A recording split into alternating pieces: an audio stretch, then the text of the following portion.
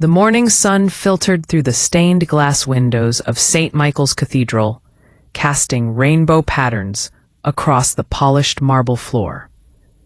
Eleanor Mitchell stood at the back of the church, her hands trembling slightly as she clutched a small velvet box containing her late husband's cufflinks. She had planned to give them to her son Daniel as a wedding gift, a symbol of the love that had carried their family through decades of struggle and triumph. She had spent 3 months searching for the perfect moment to present them, and today, his wedding day, seemed like destiny itself had arranged the occasion. Eleanor was 67 years old, with silver hair that she had styled carefully that morning at the salon, where she had been a regular customer for 40 years. She wore a navy blue dress that she had purchased specifically for this occasion, spending more money than she normally would because she wanted to look perfect for her only son's most important day. The dress had cost her nearly a month of her pension, but she had told herself that some moments in life deserved every sacrifice you could make. She had raised Daniel alone after her husband, Robert, passed away, when their son was only 12 years old. Those years had been the hardest of her life, working double shifts at the textile factory during the day and cleaning office buildings at night, just to keep food on the table and a roof over their heads. She had skipped meals so Daniel could eat. She had worn the same coat for 15 winters so he could have new school supplies, and she had never once complained, because that was what mothers did for their children. Daniel had grown into a successful man, a corporate lawyer with a corner office in one of the tallest buildings in the city. Eleanor had attended his graduation from law school, sitting in the front row with tears streaming down her face as he walked across the stage to receive his diploma. She had kept every newspaper clipping that mentioned his name, every photograph from every milestone, and she had created a scrapbook that documented his journey from a shy little boy to the confident, accomplished man he had become. When Daniel had introduced her to Vanessa 3 years ago, Eleanor had felt a mixture of emotions that she struggled to understand. Vanessa was beautiful. There was no denying that, with her designer clothes and her expensive jewelry, and her way of looking at people as if she were evaluating their worth. She came from old money, the kind of wealth that Eleanor could never have imagined growing up in her small working-class neighborhood. Vanessa's family owned properties across the country, and her father was a prominent businessman whose name appeared regularly in financial magazines. From the very first meeting, Eleanor had sensed something cold beneath Vanessa's polished exterior. The younger woman had looked around Eleanor's modest apartment with barely concealed disdain, her eyes lingering on the outdated furniture and the faded curtains that Eleanor had sewn herself decades ago. When Eleanor had offered her homemade cookies, the same recipe that Daniel had loved since childhood, Vanessa had declined with a tight smile, saying she was watching her figure. It was a small thing, perhaps, but it had stung more than Eleanor wanted to admit. Over the following months, Eleanor had tried everything to build a relationship with her future daughter-in-law. She had invited Vanessa to lunch. She had offered to help with wedding planning. She had even taken a cooking class to learn how to prepare the gourmet dishes that Vanessa preferred. But every attempt had been met with polite rejection, or worse, barely concealed irritation. Vanessa always had an excuse. She was too busy with work. She had a prior commitment. She was feeling tired. Eventually, Eleanor had stopped trying, understanding that some doors simply refused to open, no matter how hard you knocked. The wedding planning had been entirely Vanessa's domain, and Eleanor had been excluded from every decision. She learned about the venue, the flowers, the menu, and the guest list only through brief mentions from Daniel during their increasingly rare phone conversations. When she had offered to contribute to the wedding costs, Vanessa had laughed and said that would not be necessary. Her family would handle everything. The dismissal had been delivered with such casual cruelty that Eleanor had felt her cheeks burn with shame. Still, Eleanor had held on to hope. She told herself that once the stress of the wedding was over, things would improve. She imagined future holidays, gathered around a table with grandchildren. She imagined Sunday dinners and birthday celebrations, and all the ordinary moments that make up a family's history. She had survived so much loss in her life, and she refused to believe that she would lose her son too. The ceremony was scheduled to begin at 2 o'clock, and Eleanor had arrived early, wanting to find a good seat and perhaps steal a quiet moment with Daniel before the chaos of the day consumed him. She had not been invited to the rehearsal dinner the night before, another exclusion that had cut deeply, but she had made peace with it, telling herself that the wedding day itself was what truly mattered. As she walked toward the front of the church where the family was supposed to be seated, she noticed the other guests turning to look at her. Some of them she recognized as Daniel's childhood friends, boys who had grown into men with families of their own. They smiled at her warmly, and she felt a small measure of comfort in their familiar faces. But she also noticed strangers, people she had never seen before, who looked at her with curiosity, or something that might have been pity. She was halfway down the aisle when she saw Vanessa standing near the altar, speaking urgently to one of the wedding coordinators. The bride was radiant in her designer gown, a creation that had reportedly cost more than Eleanor's entire annual income. Her hair was swept up in an elaborate style adorned with small diamonds that caught the light and sparkled like stars. She was everything that Eleanor was not: young, wealthy, beautiful, and utterly certain of her place in the world.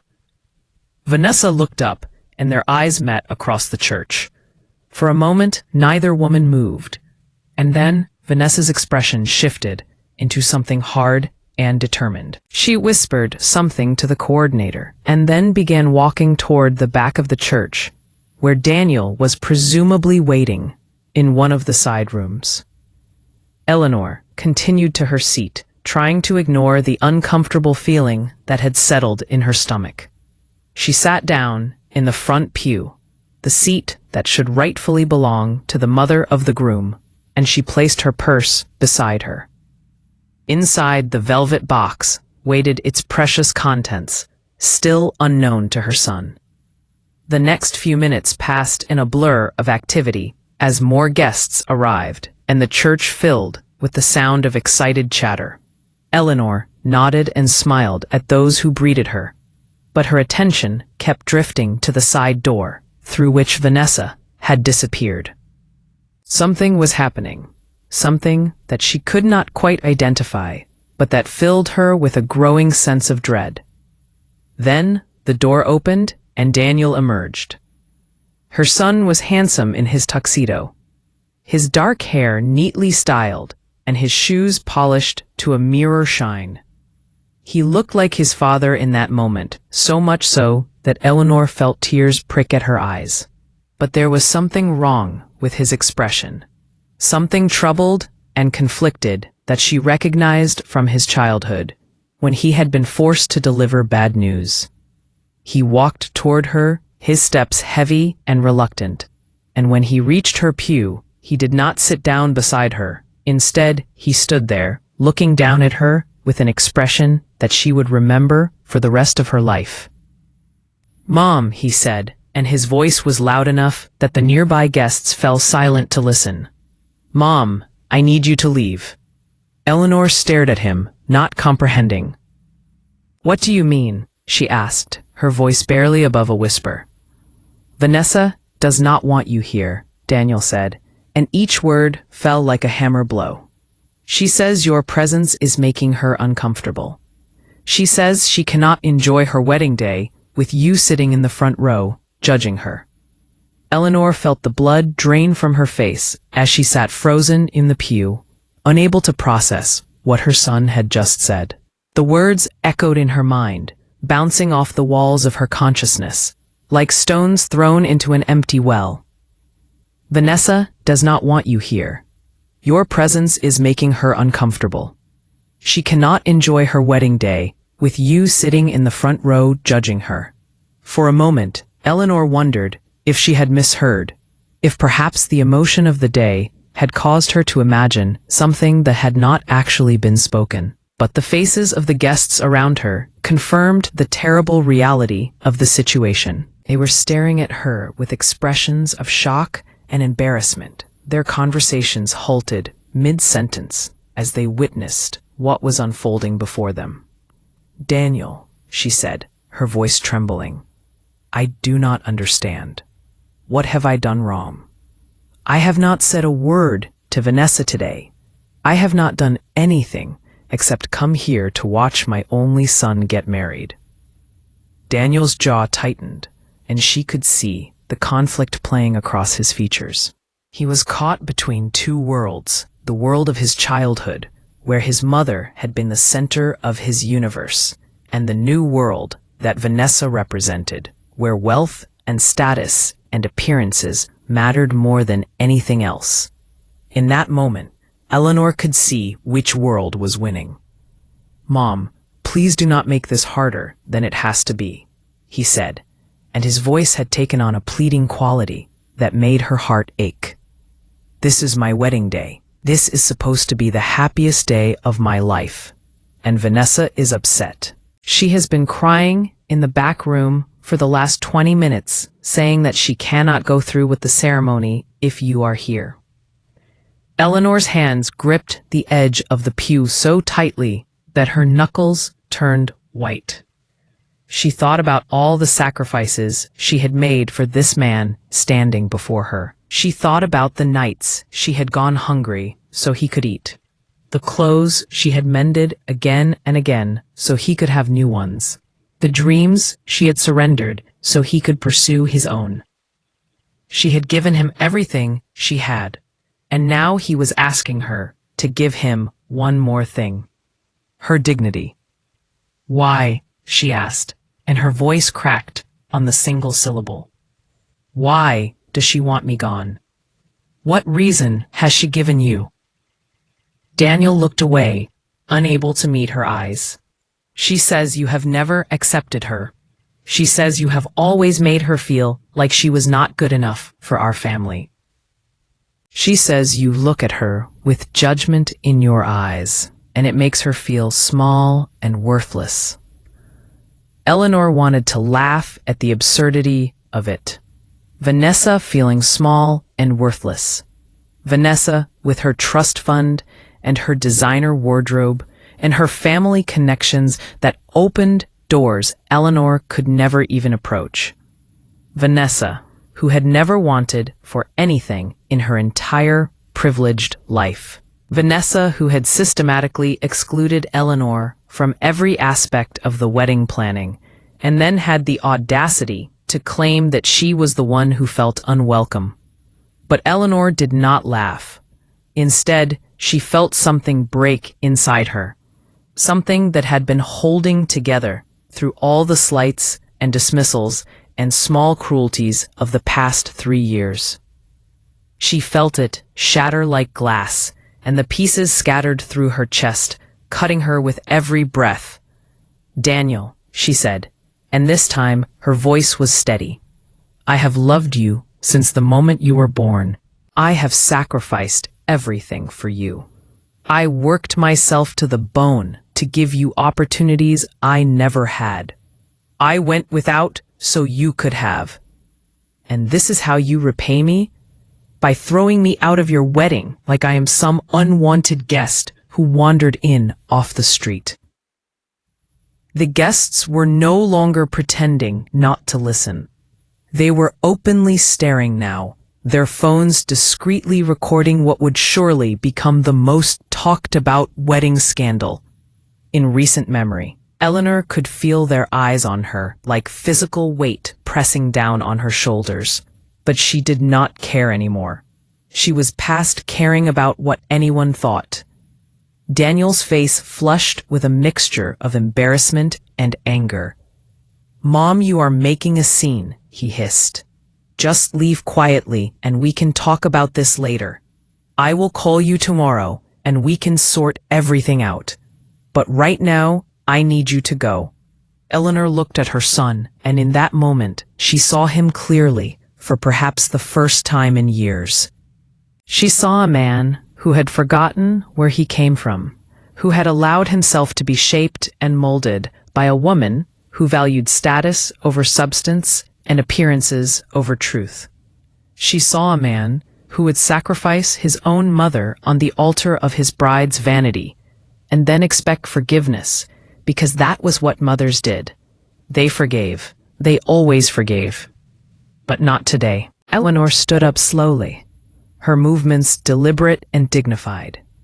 She smoothed the front of her navy blue dress, the dress she had spent a month's pension on, and she picked up her purse from the pew beside her. Inside that purse was the velvet box containing Robert's cufflinks, the last physical connection to the man she had loved and lost so many years ago. She had planned to give them to Daniel today, to pass on a piece of his father's legacy, to mark this moment of transition from one chapter of life to the next. Now those cufflinks would stay in their box. They would return home with her, and Daniel would never know what he had missed. Some gifts, once rejected, can never be offered again. She looked at her son one last time, memorizing his face, as if she might never see it again. And then, without saying a single word, she turned and walked away. The walk down the aisle felt endless. Every step seemed to take an eternity, and she could feel the weight of hundreds of eyes following her progress. Some faces showed sympathy, others showed curiosity, and a few showed the satisfied smugness of people who enjoyed watching others suffer. But Eleanor kept her head high and her spine straight, because she would not give them the satisfaction of seeing her crumble. She pushed through the heavy wooden doors of the church and stepped out into the afternoon sunlight. The warmth hit her face like a blessing, and for a moment she just stood there, breathing in the fresh air and trying to steady her racing heart. Behind her, she could hear the murmur of voices rising in volume as the guests discussed what they had just witnessed. She did not turn around. Her car was parked at the far end of the lot, and she walked toward it with measured steps, refusing to hurry despite the overwhelming urge to flee. She would not run. She had done nothing wrong, and she would not act as if she had. Let them watch her leave with the same grace and composure she had tried to maintain throughout this entire ordeal. When she finally reached her car, she fumbled with her keys, her hands shaking, despite her best efforts to control them. It took 3 tries to get the key in the lock, and when she finally managed it, she slid into the driver's seat and closed the door behind her. Only then, in the privacy of her own vehicle, did she allow herself to break. The tears came in great, heaving sobs that shook her entire body. She cried for the son she had lost, not to death, but to something worse. She cried for the grandchildren she might never know, for the future she had imagined, that now lay in ruins at her feet. She cried for the little boy who had once looked at her with such love and trust, and who had grown into a man capable of such casual cruelty. She did not know how long she sat there crying. It might have been minutes or it might have been hours. The sun moved across the sky, and the shadows lengthened, and still she sat there, letting the grief wash over her in waves. Eventually, the tears subsided, replaced by a hollow emptiness that felt almost worse than the pain. She started the car and drove home. The house was dark when she arrived, because she had expected to be at the wedding reception until late in the evening. She had even prepared a small overnight bag in case she had too much champagne to drive safely and needed to stay at a hotel. That bag now sat untouched in the trunk of her car, a reminder of the celebration she would never attend. She walked through the front door and turned on the lights one by one, chasing away the shadows that had gathered in her absence. The house felt different somehow, as if the walls themselves understood that something fundamental had changed. She had lived in this house for 40 years, had raised her son here, had nursed her husband through his final illness here. These walls held more memories than she could count, and now they held one more.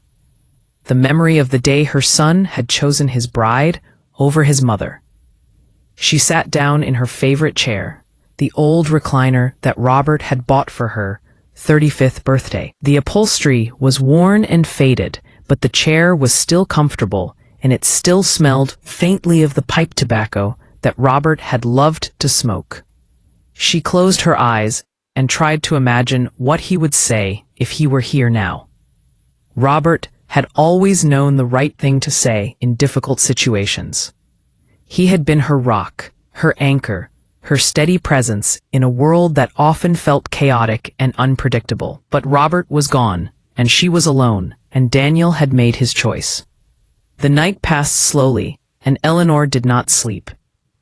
She sat in her chair, watching the shadows move across the walls as the hours crept by. Sometimes she cried, and sometimes she stared at nothing. And sometimes she found herself talking to Robert as if he were sitting in the chair beside her, the way he used to do before he got sick. "What am I supposed to do now?" she asked the empty room. "How am I supposed to move forward from this?" There was no answer, of course. There never was. The dead kept their counsel, and the living were left to figure things out on their own. The first light of dawn crept through the curtains, finding Eleanor still sitting in her chair. She had not moved for hours, except to make herself a cup of tea that now sat cold and untouched on the table beside her. Her eyes were swollen from crying, and her body ached from the tension she had been carrying. But her mind had finally found a strange kind of clarity. Throughout the long night, she had replayed every moment of her relationship with Daniel, searching for the signs she had missed. When had he changed? When had the loving boy who used to bring her dandelions from the backyard transformed into the cold stranger who could throw her out of his wedding without a second thought? She traced the timeline backward through the years, and she realized that the change had been gradual, so slow that she had not noticed it happening until it was too late. It had started when Daniel went away to college. That was when the distance had first appeared, a subtle pulling away that Eleanor had attributed to the normal process of growing up. He had called less frequently, and his visits home had become shorter and more rushed. She had told herself that this was healthy, that children were supposed to separate from their parents and build their own lives. She had tried not to take it personally. Then came law school, and the distance had grown wider. Daniel had become absorbed in his studies, driven by an ambition that Eleanor did not fully understand. He talked about making partner, about climbing the corporate ladder, about accumulating the kind of wealth and prestige that would ensure he never had to struggle the way his parents had struggled. Eleanor had been proud of his determination, even as she sensed that something important was being lost in the pursuit of success. And then Vanessa had entered the picture, and everything had accelerated. Within months of meeting her, Daniel had changed in ways that Eleanor could not ignore. He had stopped visiting entirely, claiming that his schedule was too demanding. He had started criticizing things about Eleanor that he had never noticed before. Her house was too small. Her neighborhood was too rough. Her cooking was too plain. Her clothes were too outdated. With each criticism, Eleanor had felt herself shrinking, becoming less than she had been. She had tried to adapt. She had tried to become the kind of mother that Daniel seemed to want, someone sophisticated and polished, who could hold her own at cocktail parties and charity galas. But no matter how hard she tried, she could never quite measure up to the standard that Vanessa had set. She was too old, too poor, too ordinary to fit into the glittering world that her son had chosen to inhabit. Now, sitting in the pale morning light, Eleanor understood something that she had been refusing to acknowledge for years. She had not lost Daniel yesterday at the wedding. She had lost him long ago, and yesterday had simply been the final confirmation of a truth she had been too afraid to face. The phone rang at 7:30 in the morning, and Eleanor knew who it was before she even looked at the caller ID. She let it ring 3 times, composing herself and preparing for whatever was about to come.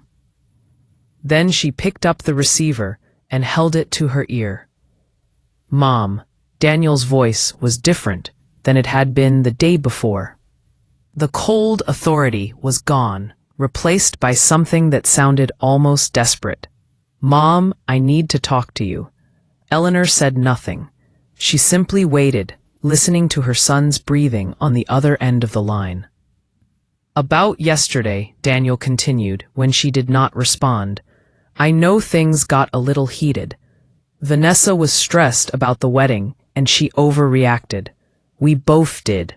I should not have asked you to leave the way I did. I am sorry." Eleanor noted that he did not sound particularly sorry. He sounded like someone going through the motions of an apology without actually meaning any of it. She had heard this tone before from politicians and salespeople, and others who spoke words designed to manipulate rather than communicate. "The wedding was beautiful, by the way," Daniel added, when Eleanor still did not speak. "Everything went perfectly after you left." Vanessa calmed down, and the ceremony was exactly what she had always dreamed of. "We are very happy." The cruelty of those words took Eleanor's breath away. "Everything went perfectly after you left." As if her absence had been the final ingredient needed to complete the recipe for a perfect wedding. As if her presence had been the only thing standing between Daniel and Vanessa and their happiness. "Anyway," Daniel said, and now his tone shifted again, becoming businesslike and efficient. "The reason I am calling is that we need to talk about the property papers." There it was. The real reason for the phone call. Not an apology, not a genuine attempt at reconciliation, but a demand for something that Daniel wanted. Eleanor felt something harden inside her, something that had been soft and yielding all her life. She recognized this feeling. It was the same feeling she had experienced years ago when the doctors had told her that Robert's cancer was terminal. It was the feeling of accepting a terrible truth and finding the strength to face it. "What property papers?" Eleanor asked, keeping her voice carefully neutral. "You know what I am talking about," Daniel said, and there was a hint of impatience in his voice. "The papers for the house and the land. Dad set up a trust before he died, and you have been holding the papers ever since. Vanessa and I have been talking, and we think it is time to liquidate those assets." Eleanor almost laughed at the corporate language her son was using. Liquidate those assets. As if they were discussing stocks and bonds rather than the home where Daniel had taken his first steps.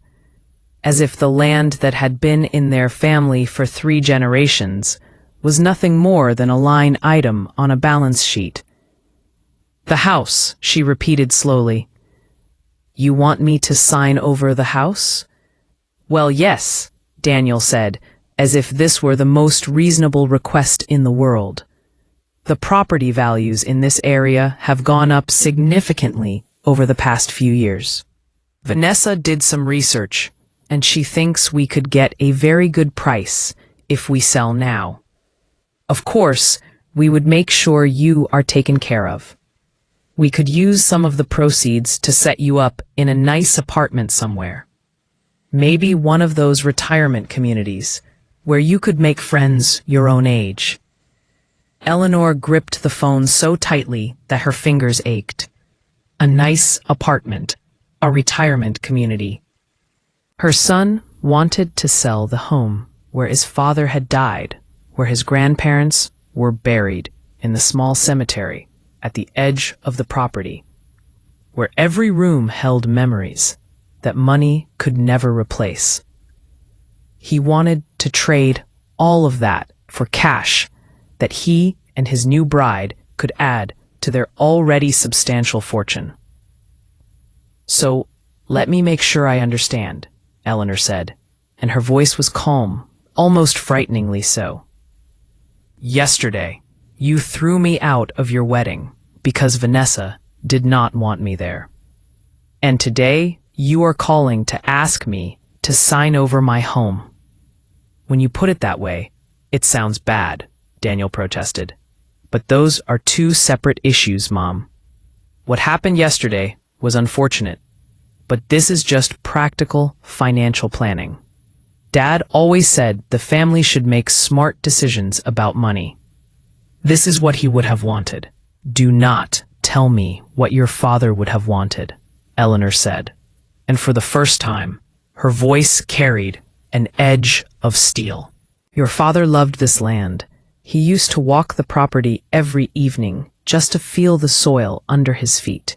He planted every tree in the orchard with his own hands.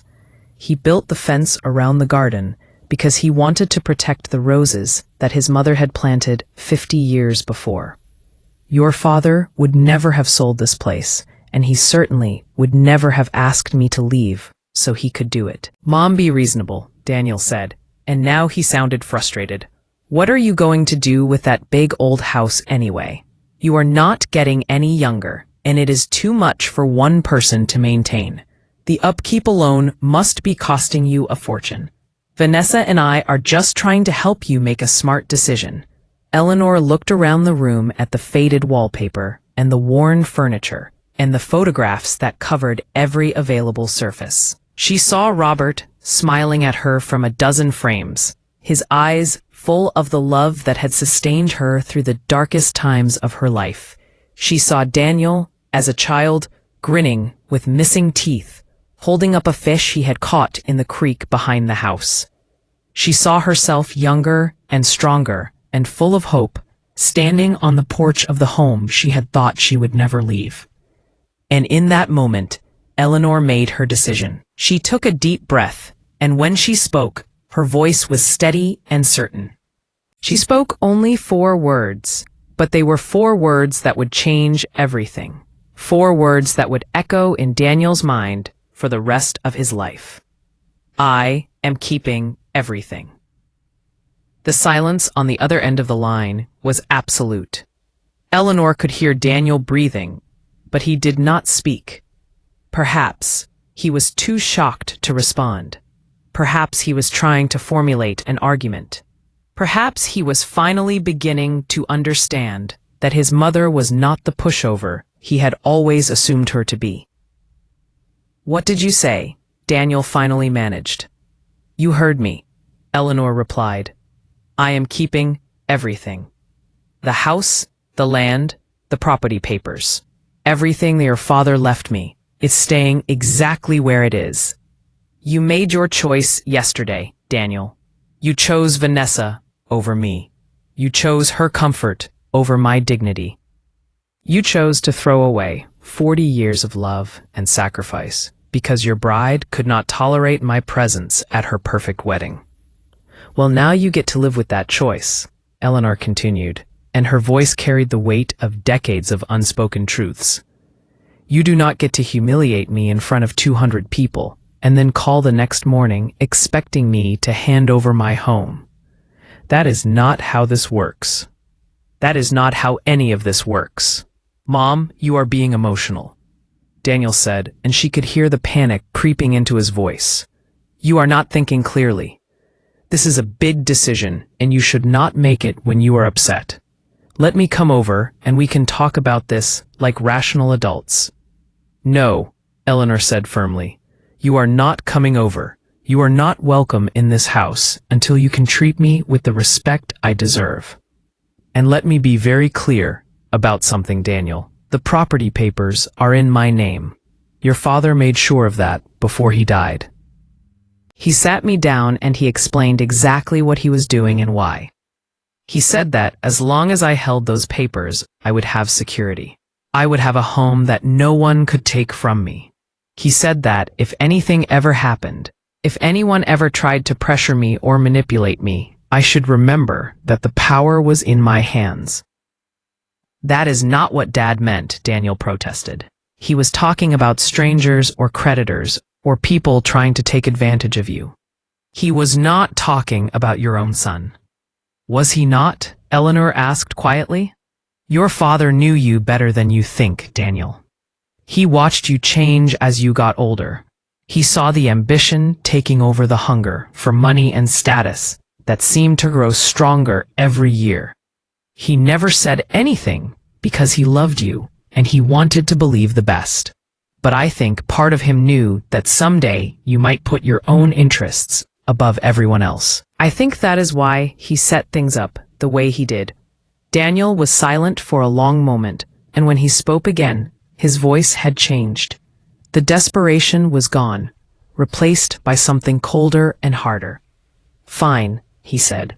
If that is how you want to play this, then fine. But you should know that Vanessa is not going to let this go.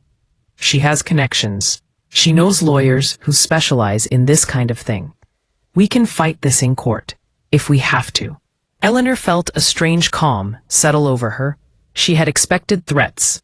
She had known that once Daniel realized she would not simply hand over what he wanted, he would try to intimidate her into submission. But she was not afraid.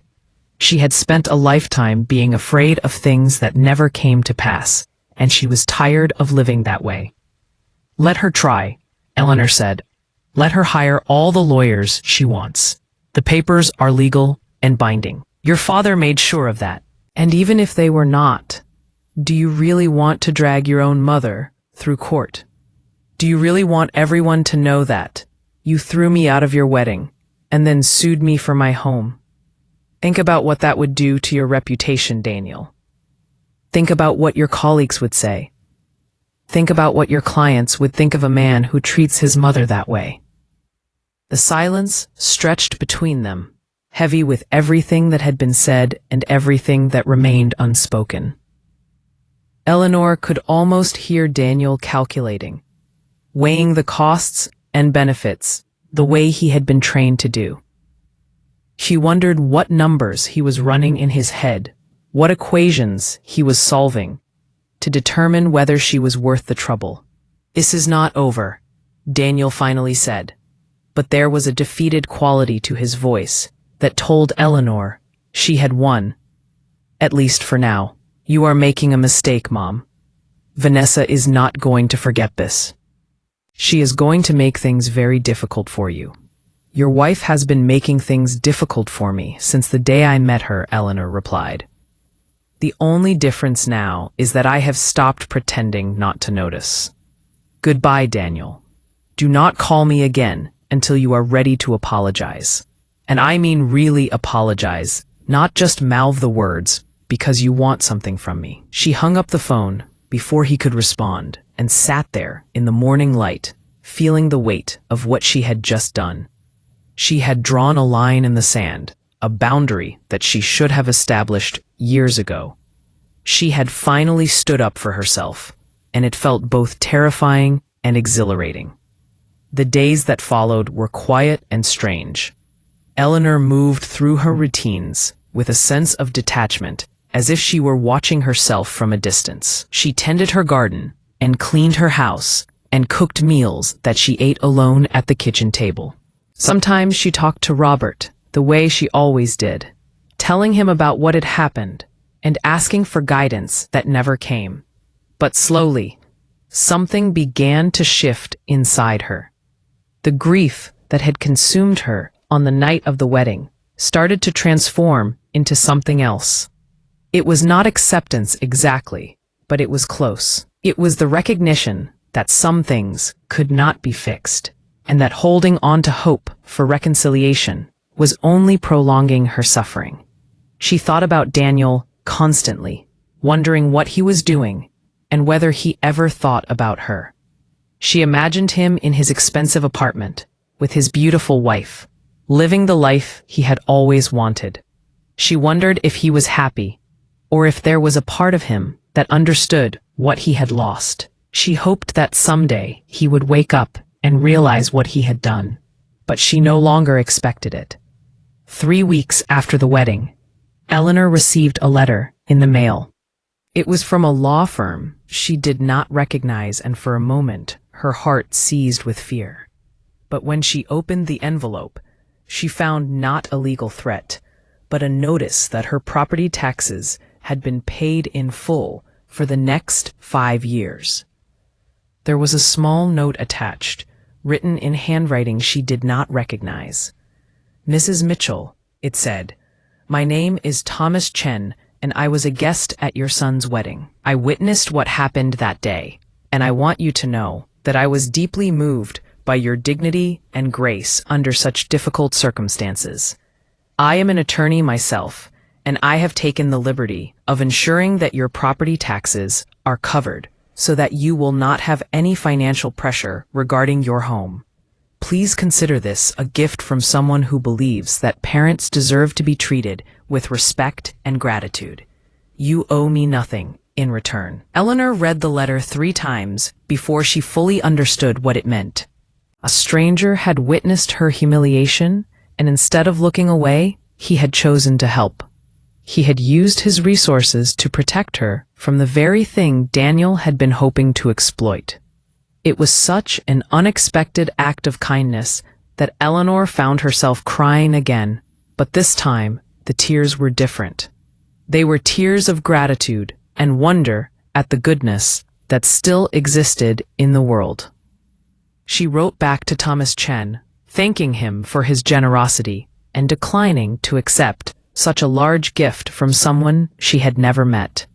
He responded with another letter, insisting that she keep the money and explaining that he had been estranged from his own mother for many years before her death, and that he had never had the chance to make things right. Helping Eleanor, he said, was a way of honoring his mother's memory and finding some small redemption for his own failures as a son. They continued to exchange letters over the following months, and eventually Thomas came to visit. He was a kind man with sad eyes and a gentle manner, and Eleanor found herself enjoying his company more than she had expected. They talked about their lives and their losses, and the complicated nature of family relationships. He never tried to replace Robert, and she never expected him to. But his friendship became a source of comfort that she had not known she needed. As for Daniel, she did not hear from him for almost a year. Then one evening, her phone rang and his number appeared on the screen.